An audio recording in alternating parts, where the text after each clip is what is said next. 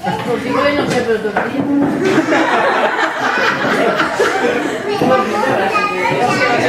Míralo, Sergio, mira.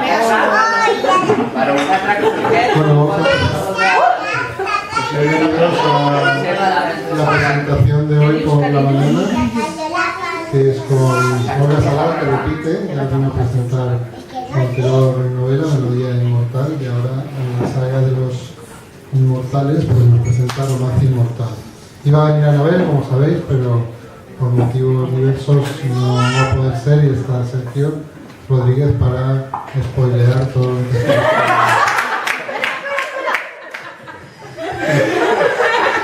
Así que, bueno, pues los que aún queráis el libro, pues aquí hay más para que luego lo dedique Olga y eso. Que os recuerdo que esta tarde también hay una presentación que seguramente os interesará con Isabel del Río y la Casa del Torreón 2 a las 7. Así que si queréis venir también, nos vemos esta tarde. Y así que, sin más, os pido que demos una cordial bienvenida a Olga y a Sergio.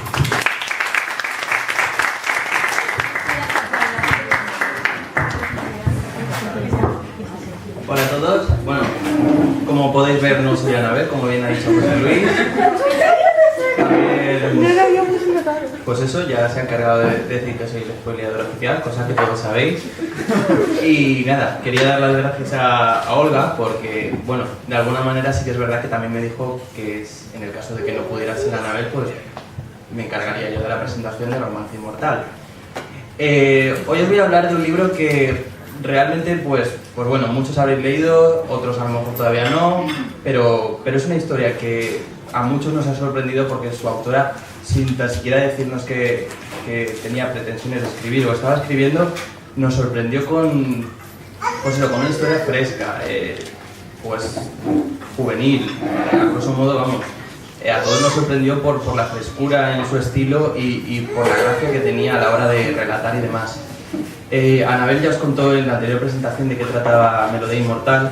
Hoy me toca a mí contaros en qué consiste o de qué trata la segunda parte y desenlace de Romance Inmortal.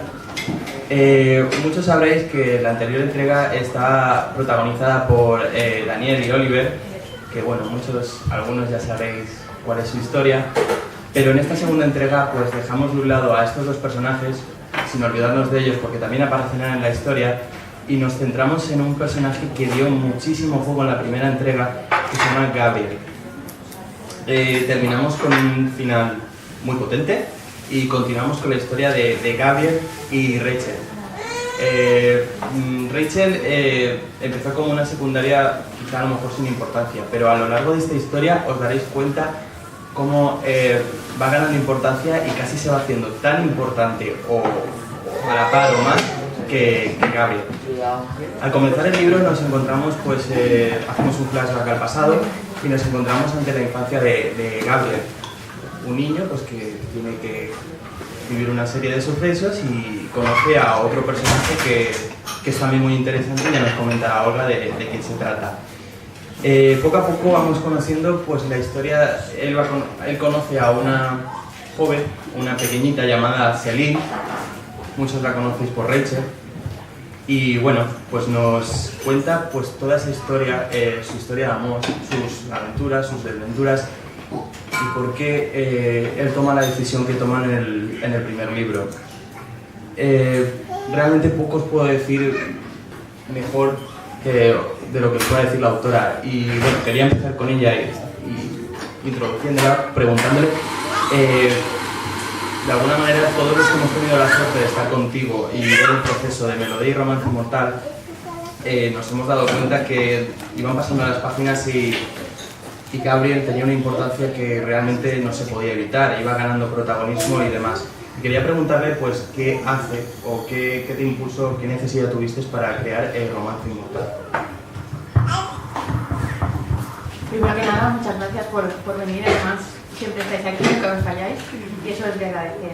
A ver, el problema, cuando se leen las primeras reseñas de Melodía Inmortal, mucha gente se planteó, ¡guau, menudo final! No sé qué, ¿cómo ha terminado así? Y entonces es que cuando me puse a terminar Melodía Inmortal, me planteé, o sigo 400 páginas más, o me planteo hacer otra historia, porque claro, es que Romance Inmortal justifica ese final tan inesperado para mucha gente. Entonces llegó el momento en el que sucedió eso, Gabriel le cobró mucha importancia y se merecía una novela independiente. Y entonces, pues de ahí que el final fuera lo que justifica toda la novela completa. Bueno, como bien has dicho, los personajes pues van cobrando importancia, pero realmente tú, algo que me interesaría saber y creo que a todos, ¿tú controlaste, fue algo premeditado, que la importancia de Gabriel fuera tal, o fue algo que realmente fue llegando en cuanto ibas escribiendo, mientras estabas escribiendo? Vamos a ver, Gabriel en sí como personaje, como del personaje del que de alguna manera evoluciona, forma parte, o sea, evidentemente es muy importante. Sí que es cierto que se me fue, que conforme comencé a escribir la historia le vi muchas oportunidades a este personaje y decidí aprovecharlas. El personaje que sí que me sorprendió porque conforme fui escribiendo Romas Inmortal empecé a conocerla y a desarrollarla y decir, vaya, es un personaje muy interesante, fue Celine o Rachel. Sí que fue un personaje que no me esperaba que evolucionara en lo que ha sido, pero claro, es que Rachel en el primer libro prácticamente no la conoce a nadie porque ella no se da a conocer, es muy reservada y demás. Entonces el personaje que más se me ha ido y que más me ha sorprendido ha sido Celine. Realmente acabas de contestar la pregunta que te iba a hacer, pero bueno, quería ahondar un poquito en ese personaje. Rachel es un personaje, o Celine, que durante la historia pues vamos viendo pequeños detalles de cómo es ella, pero realmente hay mucho más detrás de ella y nos termina sorprendiendo. De alguna manera, ¿cómo hiciste para equiparar de alguna forma fuerzas con Gabriel? Porque es que es a lo que digo. Pasa de ser una secundaria sin importancia en la primera entrega a convertirse pues, en un personaje crucial. Y otra pregunta que quería hacerte era el tema de la dificultad de los saltos en el tiempo. En Melodía Inmortal sí que es verdad que conocimos la historia de Oliver y bueno, su historia y la de todos los que le rodean, pero sí que es verdad que no hay tanto salto en el tiempo. Este libro de lo que se encarga un poco es ir yendo a través de la historia, y nunca mejor dicho, a través de la historia vamos viendo el romance de estos dos personajes. ¿Te supuso alguna dificultad a la hora de escribirlo?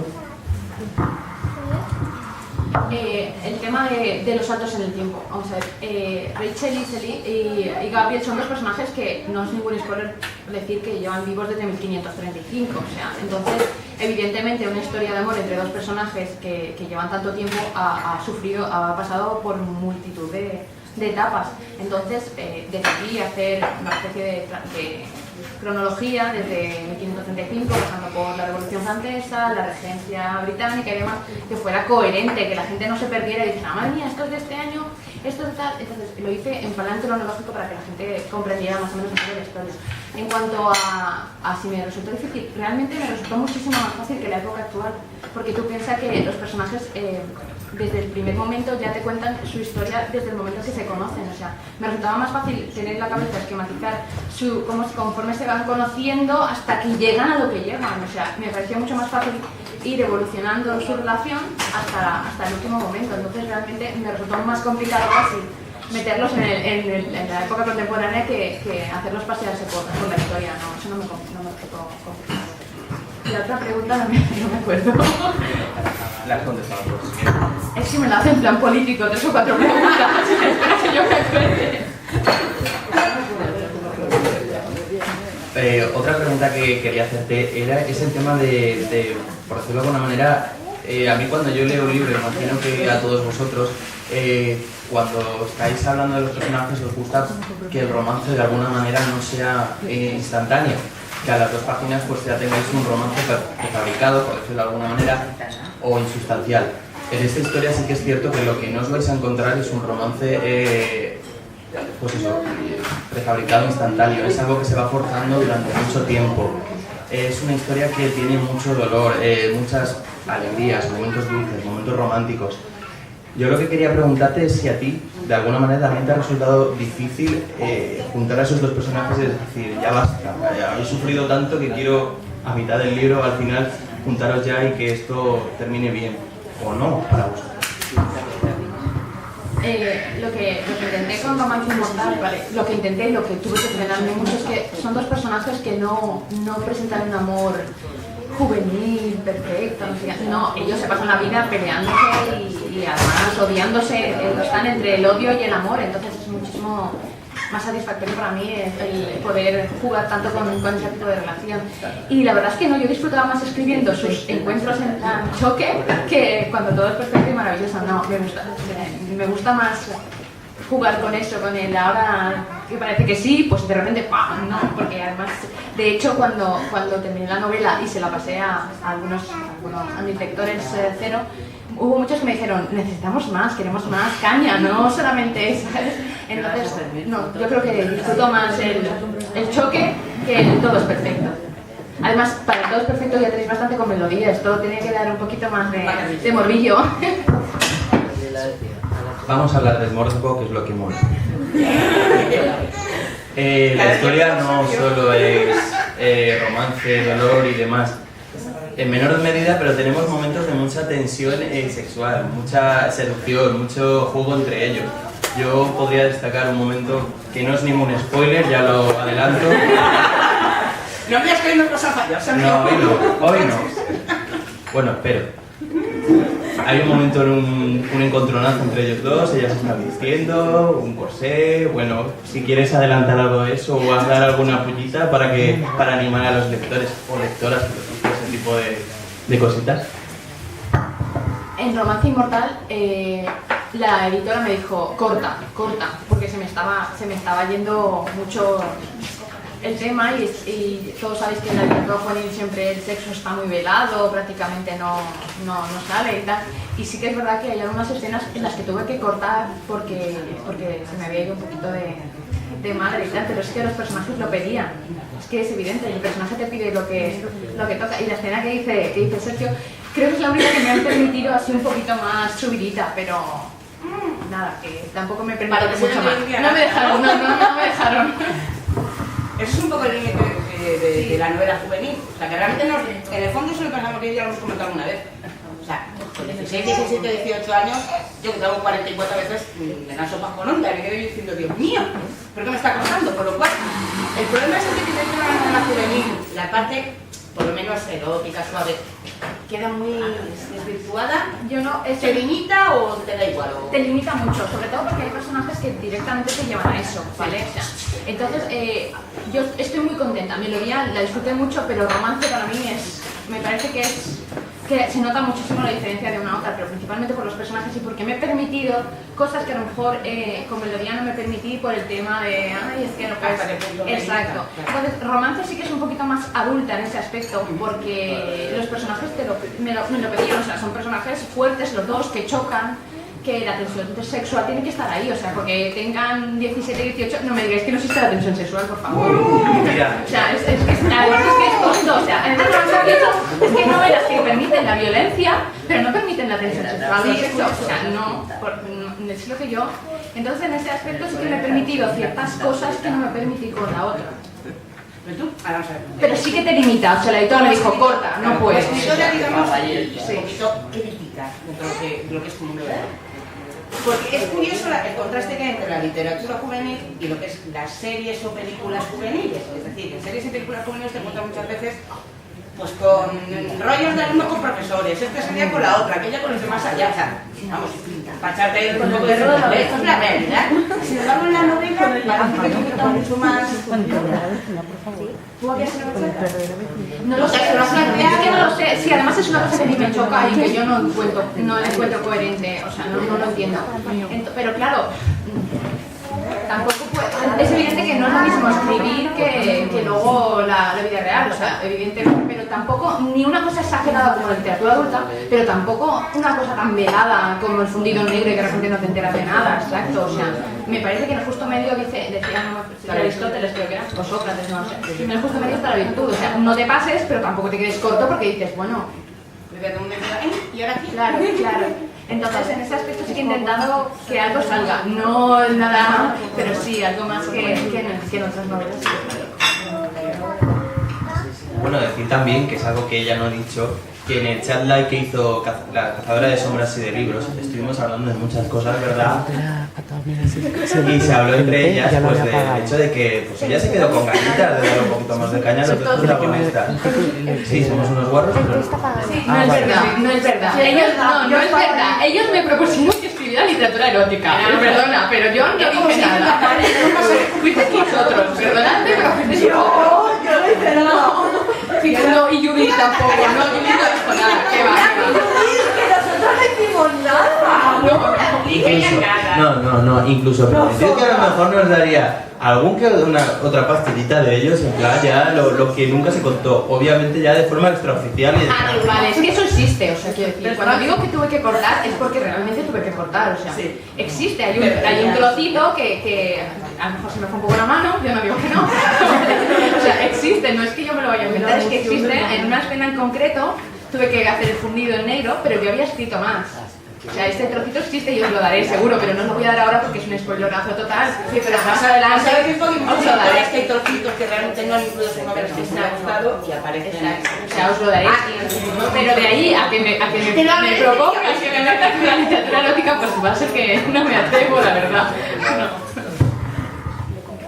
Bueno, vamos a dejar los temas guarros, que no me mucho, pero... Es que hay menores. Pues al final acabamos hablando de lo mismo. Vamos a hablar de los antagonistas o del antagonista en cuestión.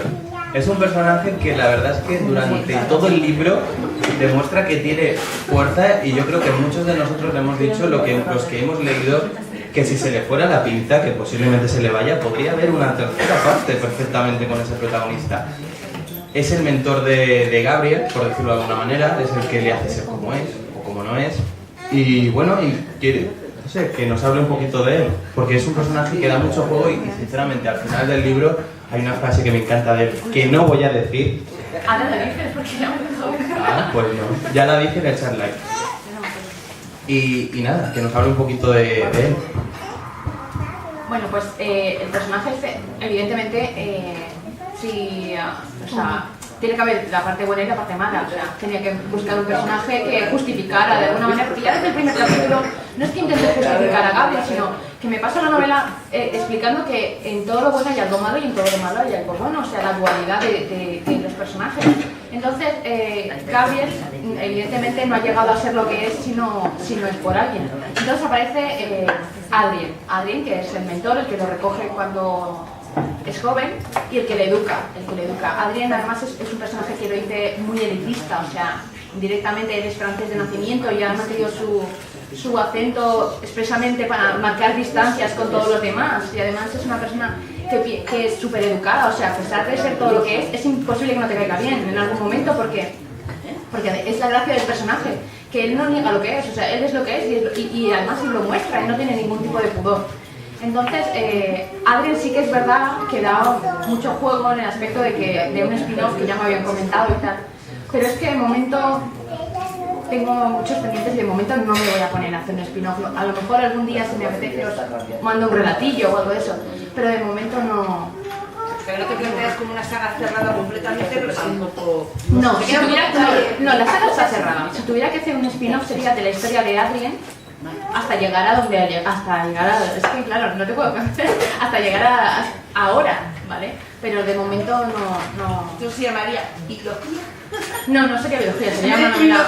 Sí, no, y además hay tantas trilogías que yo dije, no, por favor, otra trilogía no, que la gente me mata, o sea, 2 y hago. Entonces no tengo intención de hacer de alargar la historia, o sea, si hiciera algo sería independiente. Sí. Aunque cogieras a un personaje... Exacto, porque el personaje es interesante y tal, pero no tengo intención de hacer que continúe la saga Lazos Inmortales. Se ha terminado y yo creo que ha quedado bastante cerrada en ese aspecto.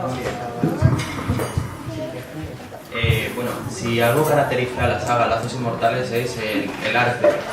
En el primer libro teníamos a un músico, en este segundo libro tenemos a una pintora. Pues no sé, ¿querrías decirnos algo de esa faceta de Celine? Es que el otro día en el chat live hice un comentario y me dijeron, ¡ay, wow, qué spoilerazo has soltado tú misma! Tal. Entonces, ahora y además fue con este tema, entonces me da un poco de contaros más de la cuenta. Bueno, Selene es un personaje que en la primera parte ya visteis que es súper fría y súper distante. Y entonces de alguna manera Selene utiliza el arte para expresar lo que siente. Entonces, no sé si contarlo, es un spoiler, ¿verdad? Entonces se me ocurrió la idea de coger y que Selene de alguna manera utilizara las paredes de su casa para expresar todas sus frustraciones.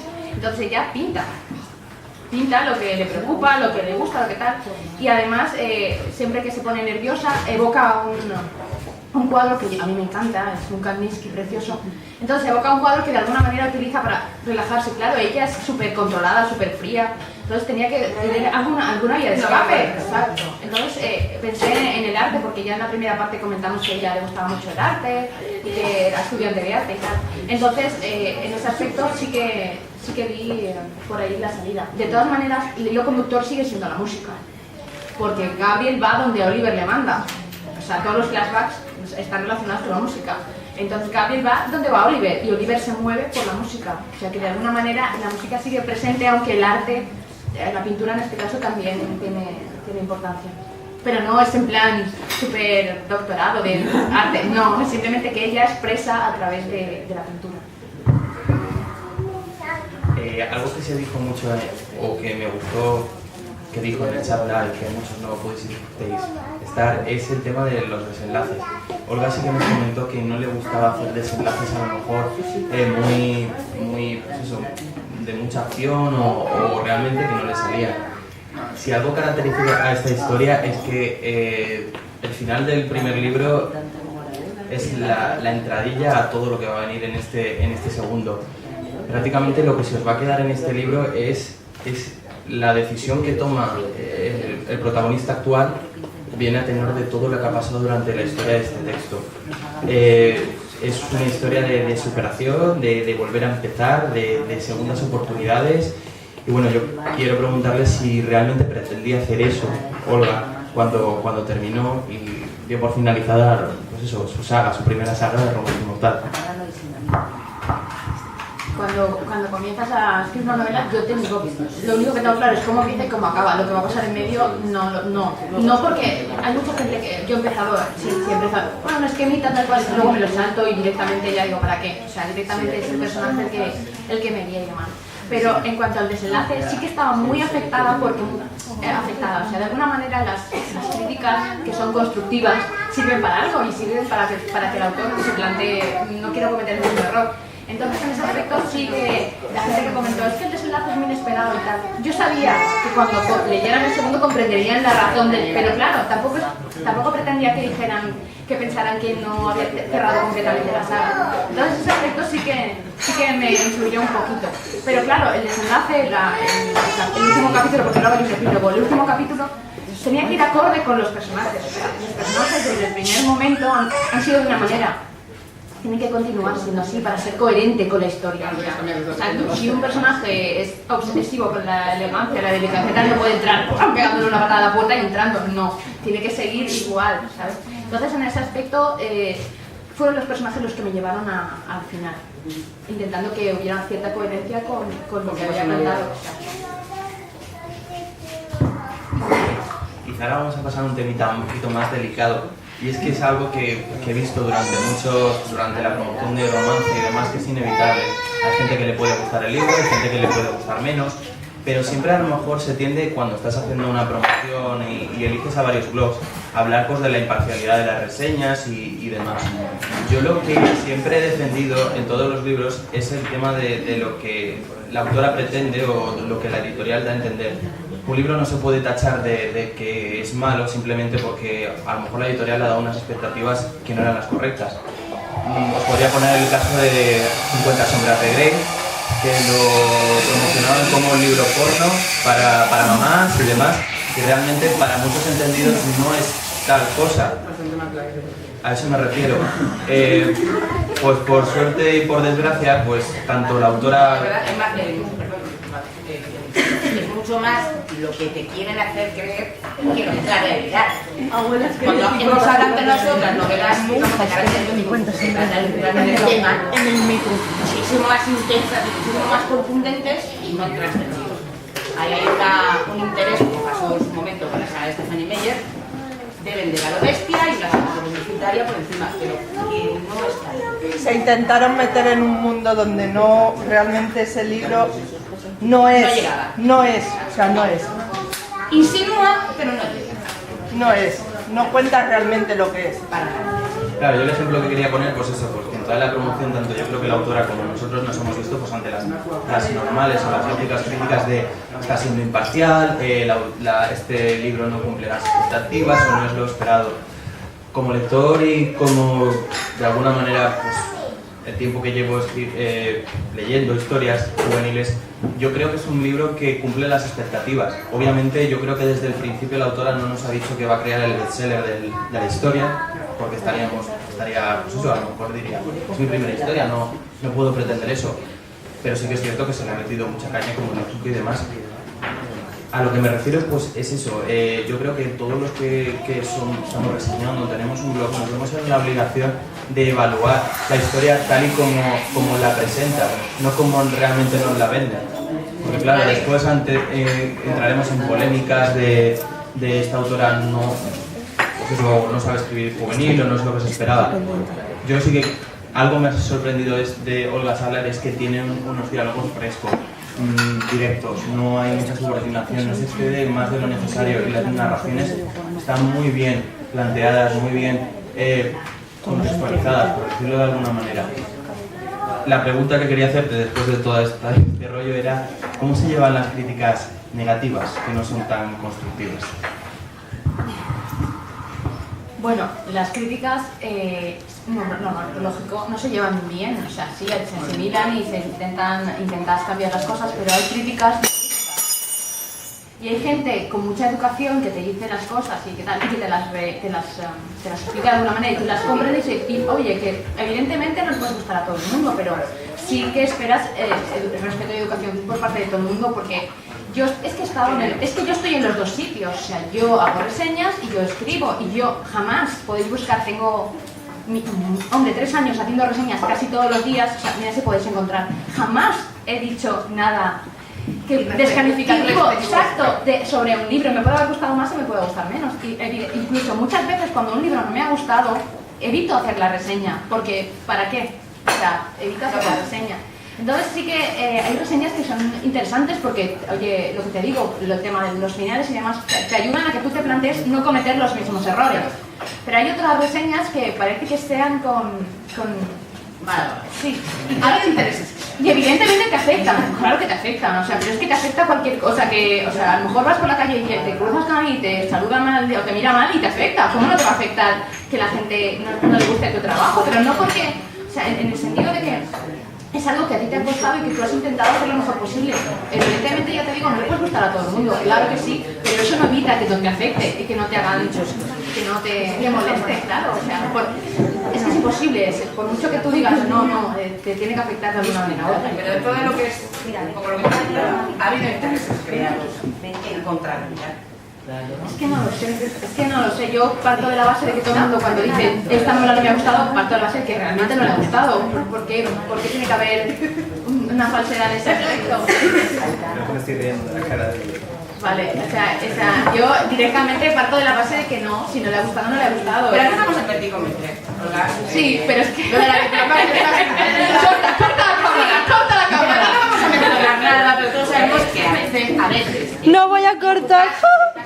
Escritoras, da igual, escritores en el mundo en general, hay intereses creados, sucios, para bien y para mal. ¿Entiendes? Entonces, no es lo mismo cuando te afecta una crítica de alguien que realmente no le ha gustado, que ha encontrado algo negativo,